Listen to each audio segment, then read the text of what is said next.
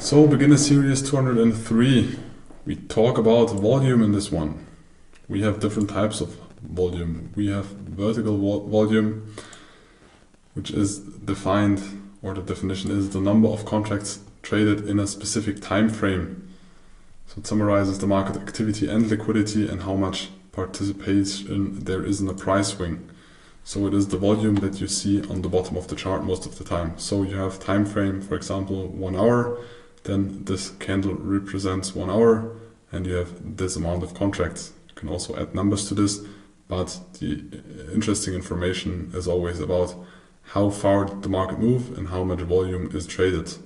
Have there been, for example, big moves with not a lot of volume, or have there been very small moves with a lot of volume? For example, in this candle, you can see a doji with a lot of volume, which is a sign for acceptance because a lot of market participants traded, but the markets did not really move.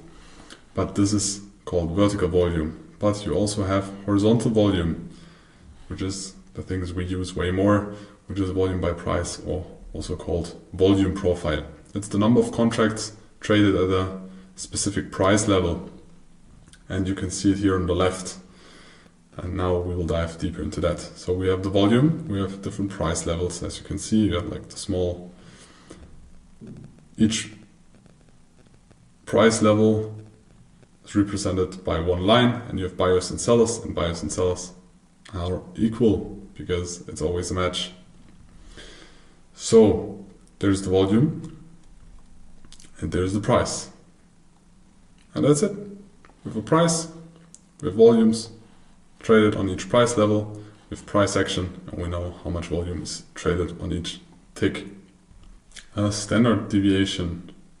Most of you should know this from your time in school. So it's a statistical analysis where elements of a bigger and bigger sample tend to fall under a normal distribution that resembles a bell, or also called the Gaussian curve, which looks like this. So the logic behind this is the more samples you have, the more they tend to have or fall under a sign like this, or a curve like this, or distribution like this. For example, the IQ distribution shows the IQ of man versus woman, and you see we have some people that have a low IQ. We have a lot of people with an average IQ, and we have some people with a very high IQ. We have the same example for height distribution. So we have a lot of people with an average height, of course depending on the country, depending on the region, but this you can implement this to every region or to all the regions.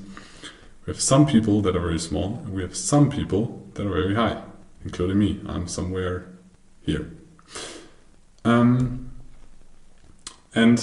we have standard deviations. So we have an area that represents around 70% of the elements or the numbers that are in there, and those 70% are called the standard deviation, and it's highlighted in dark blue, again furthermore in purple here. So this is called the standard deviation. So this is the median, so this is the middle, the average, and then we have standard deviation to the top and to the bottom, and this represents 70% of the samples. Furthermore, we have the second standard deviation that represents around 95% of the elements or of the samples, called second standard deviation, highlighted in purple again. And we have a third standard deviation that represents 99% of the elements. That nearly includes everything except me with 2 meter height, but sometimes it may be good, sometimes it may be shit. Standard deviation is also something we use in volume. And we know the standard deviation, or the first standard deviation in volume profile, is publicly known as the value area or fair value. So when you have a volume profile, you look for where are the 70%. So you have the highest or the median, which is most of the time somewhere in the middle, and then where is the area to the bottom and to the top and to the bottom where we have 70% of the volume. So there are different anomalies and different things we need to name in the volume profile. So we have a point of control, which is in the middle, which is the point of control where the most volume is traded. This is, in real, this is the VPOC because it's the point of control, volume point of control. We have a value area high and the value area low. So this is like the first standard deviation to the upside and to the downside. We have peaks in volume, which are called high volume nodes, and we have valleys in volume, which are called low volume nodes. So we have high volume, we have low volume. You could also view this here as a low volume node and this as a high volume node.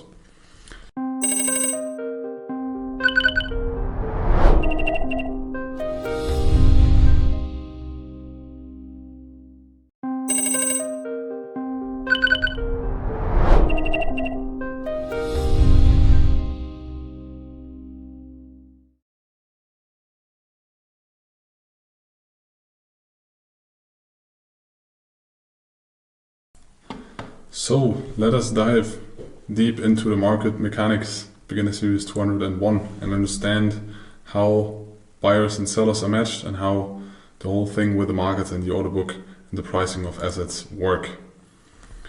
At first, you need to know that who are the participants in the auction. So you have just regular auctions like you know from art galleries or anything else. But who are the participants? So at first, in every auction, you have three participants. You have the supply, so you have sellers offering goods in a very basic manner, or a model or a regular auction in a room with physical people. You have sellers offering goods, but in the market or when pricing an asset, the supply are the buy and sell contracts. So they are in the limit orders, they are the participants, institutions that express the interest that they want to buy or sell at a certain level, and they wait until the price gets filled at their level. Then we have the demand. In a regular auction, this is potential buyers placing bids. So they're sitting in the room and say, I'm willing to pay this price for this product. In the market or an asset, it is the buy and sell contracts. So the people buying and selling, but market. They are the aggressive market participants. We will dive deeper into an example on the following slides. And who's the third participant? It is the market maker. So the person or the auctioneer directing the auction. He's matching sellers and buyers, and this can be either the exchange itself or matching algorithms. So algorithms that trade very fast and try to lower the spread and make a profit out of this, but increasing the liquidity for the asset and reducing the slippage. So when does a price in an auction increase? It increases only, and this is the only rule why a price is rising, because bidders are willing to pay higher and higher prices. Otherwise the price will not rise. If nobody is willing to pay the higher price, the price is not rising. This is the only reason why prices are rising, if there are more bidders that are willing to pay higher prices. Of course, it's always a correlation between how high is the supply and how high is the demand, but always more important is the demand, and you need bidders are willing to pay higher prices. Let us now go through an example. So in this example, we have an order book, we have a price, as you can see, and one step is always one tick. You call this one tick. So from the price step from 100 to 101 is one tick, to 102 is one tick, to 103 is one tick again. Furthermore, we have passive sellers. So we have the supply, we have people that are willing to sell, that offer something in the market, and they have their price point where they say, okay, at this price point I'm willing to sell. Furthermore, we have passive buyers. They're also the supply. They're willing to buy at a specific price point. So this one, the buyers we call bid or buy limits, and the sellers or passive sellers we call ask, sell limits. Let's now take an example. So in this current situation, this is the example. Of course, this is very dynamic and not static in real life, but to explain it, it's better at a very slow model or example. So we have the best ask and the best bid. So we have 5 contracts. We don't know if it's one person or several persons that are willing to sell at the price of 101. And we have 4 people willing to buy at the price of 100.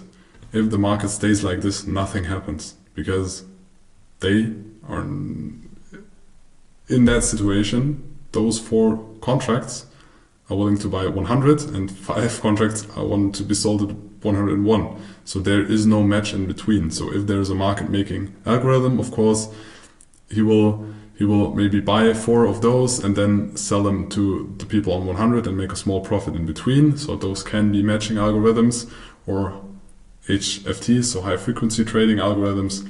But in this case, if there is no aggressive market participants stepping into the game, nothing happens. But of course, there are aggressive market participants, so we will go through an example. If now, me for example, or I want to buy 5 contracts because I want to buy the asset, I will send out a market order with 5 contracts, buy 5 contracts market. So I get the best price. So I will buy and lift the offer. It's the professional term that is used. I lift the offer because my aggressive order is matched with the selling counterparty, and the selling counterparty is at 101 with the 5 contracts. This now is a match. I want to buy 5. They're selling 5, so it's a match. So the price now is 101. Let's assume a candlestick chart is forming. So we have the opening of a candle, and this is the current price. So it's the opening price. It's the price where the last aggressive order was matched with a passive order. Then let's assume there's another market participant, but he wants to sell 4 contracts now because he needs cash. We don't know the reasons why, but he's selling 4 contracts market. Again, it's a match because we had 4 buy limits at the price of 100. So 4 people that wanted to buy, he's willing to sell 4 contracts now. So those 4 contracts are matched with the 4 contracts buy limits that are willing to buy at 100. So we have an aggressive seller and they have a demand for a buy counterparty. They are searching for somebody that wants to buy.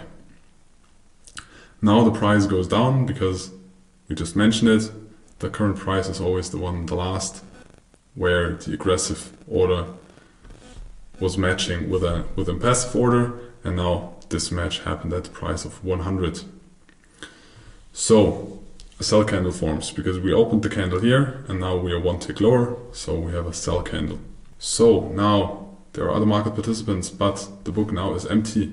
We have a sell candle formed and there are no sell limits and no buy limits on the price point of 100 and 101. So there is a gap between bid and ask, so bid and ask widens, so there is a bigger spread. Now there are more market participants. Let's assume somebody wants to buy 2 contracts.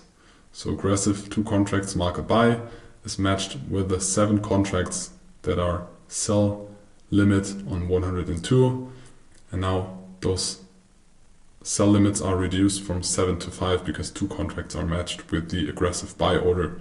And the candle now pops up and we have created a wick down here, but we also have slippage because the price was down here at 100, but the fill or the match of the aggressive order and the passive order was happening at 102. You call this slippage. And furthermore, a wick forms where the candle was but is not yet. So there's always an open, a high, a low, and a close. We'll explain that deeper as well, but just to see how the candle forms during the process of the order book. So we have a wick here now. But there are even more market participants because at some point we will have a refilling of the order book.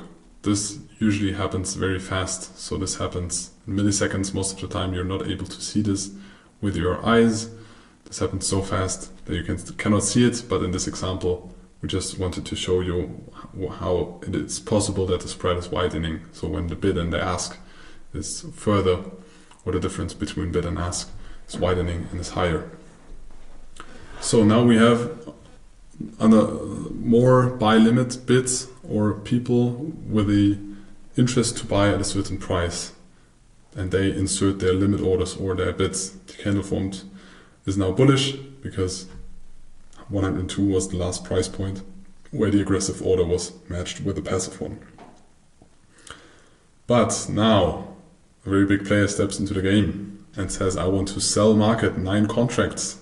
So those contracts are divided into 2 contracts because 2 people wanted to buy at 101, 3 people wanted to buy at 100, and 4 people or 5 people wanted to buy at 99, but there are 4 remaining contracts of the order of 9 that are matched with the price point of 99.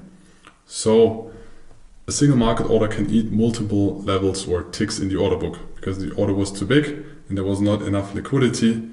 He got, again, not slippage, but he ate through the order book because he took all the orders. And now our candle is bearish again because the last price point where an aggressive order was matched with a passive one is at a price level of 99.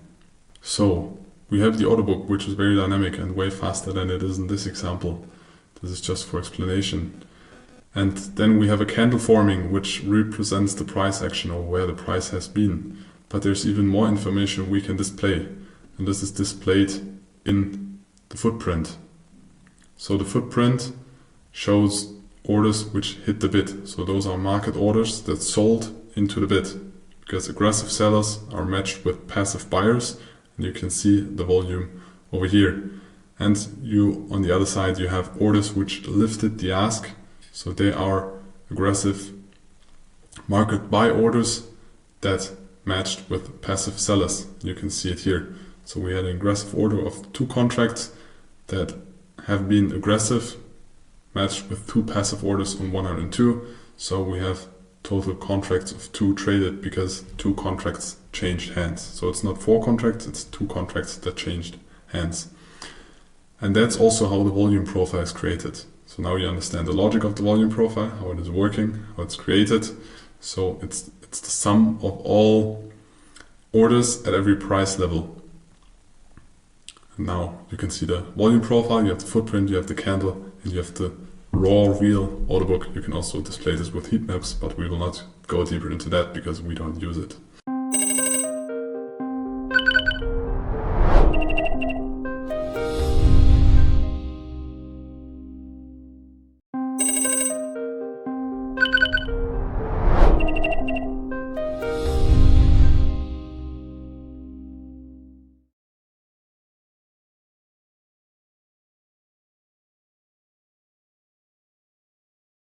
Now you completed Beginner Series 100 and we will continue with Beginner Series 200 educational objectives in the beginning so you know what you will learn and what are the topics of Series 200. In the beginning we will talk a little bit about market mechanics, then about Japanese candlestick charts, about volume, about indicators, and then about the basics of price action analysis. Let us start with Beginner Series 201, Market Mechanics.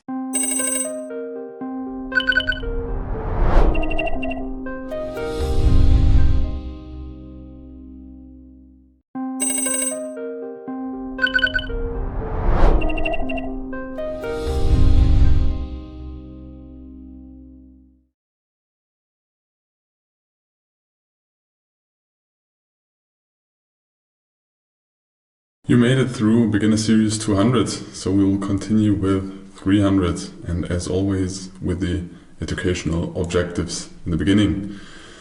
What you will learn in this module: first, fundamental analysis, just the basics about that. A brief history about money. Money was not always fiat money, it was different back in the days, so we will have a short history lesson. The long and short term debt cycle, just a quick overview. But we will give you sources if you want to dive really deep into that. The role of central banks, economic growth data, inflation data, employment data, business sentiment, consumer sentiment, and the economic calendar, which most likely will be a very essential part of your daily trading routine, either because you need to prepare for volatility or you need to get the data and implement it into your analysis and trading ideas.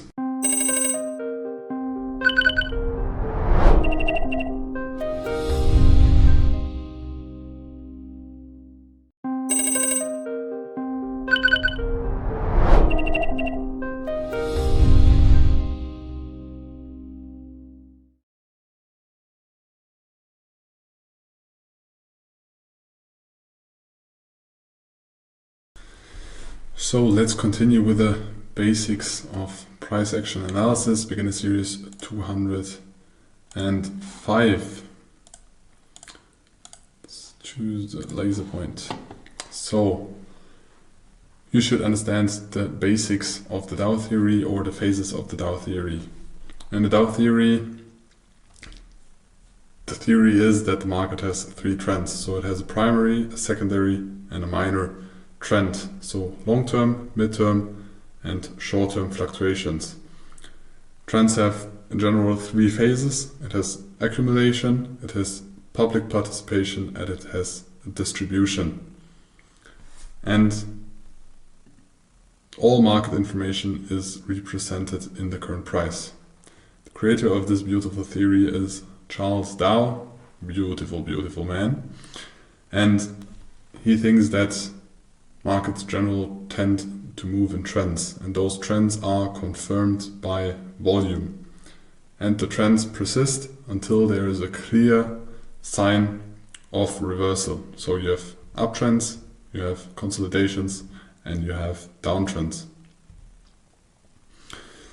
In the Dow theory, a trend shift signals a potential change in the overall market direction, but you should always watch out for a confirmation. And the confirmation is not just the lower low, the confirmation is the break of the lower low. So the failure of a lower or higher high, because you can also make a lower low but still make a higher high. You always should wait for confirmation when identifying trend shifts. Furthermore, there is a Wyckoff logic, which is kind of Dow theory on steroids, a little bit adapted and more advanced. So there's Richard D. Wyckoff, also a very beautiful man, but without a beard. And it focuses also on price action and also volume, but aiming to align this with institutional interests. So it's about supply and demand and shifts in price. The composite operator, which is like the big wealthy participants that influence the market, have a way bigger role in this theory. And there are four phases, not three. And furthermore, there is effort versus result. So there is always price and volume, but it's more a combination of both.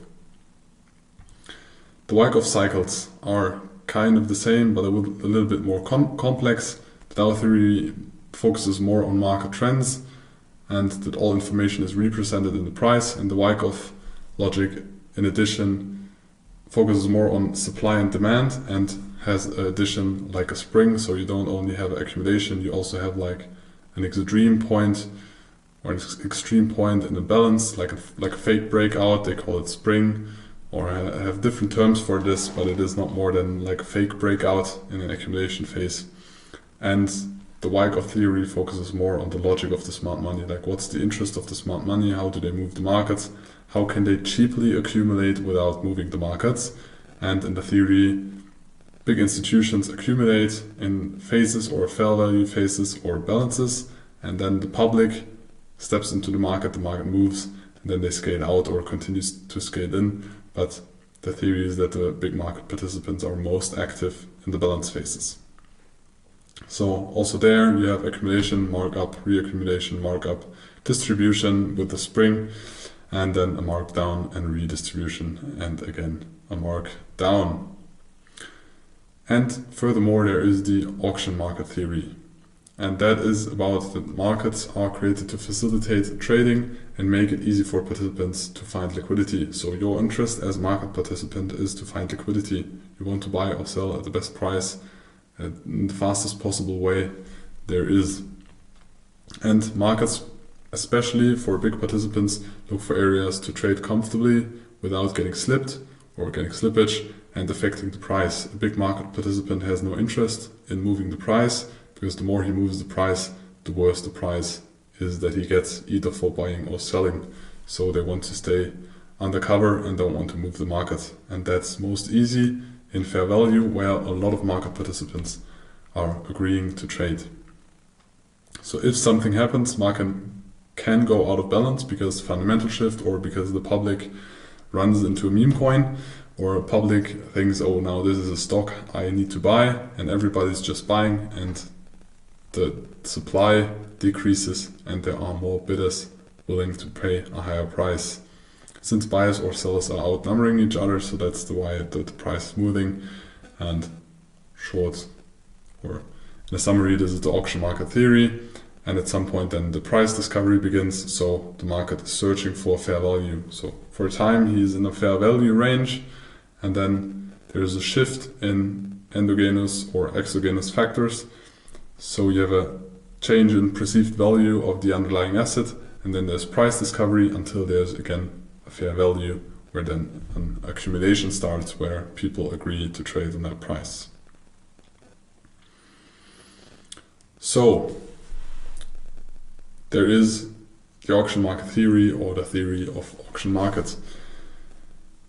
So in the definition you have phases where there is a state where supply and demand are equal, so there are stable prices, there is a fair value, there is a balance. So limited volatility, and most of the times you have a consolidation, you have horizontal support and resistances. Then there is the phase of price discovery or imbalance. So you have increased volatility, you have very strong price trends or breakouts, and traders capitalize through imbalances and trade the breakout or momentum. At some point there's going to be fair value again, because market participants agree on the price, and there's going to be price discovery again. This is the logic behind that, and this is what a volume profile in this case could look like. Most volume is spent in the balance or fair value phases, because here it is price discovery and not that much volumes traded, because there is a shift of way more supply, like in this case, or way more demand, like in this case. Now please continue to the proficiency test for Beginner Series 200. So you test if you really understood the things that we told you, or you need to give some lessons a second watch, and otherwise we will see you, or you will see me again in Beginner Series 300, where we more and more will dive deep into analyzing volume and how to use the volume profile to analyze an asset and trade based on that.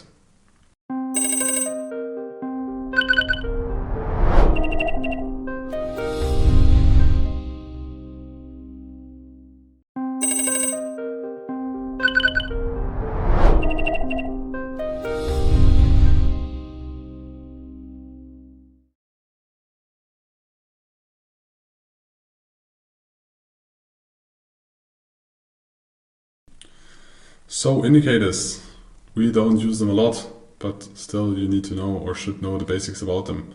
There are some basic oscillators. Most of them are mathematical calculations based on past data, so most of the indicators are lagging.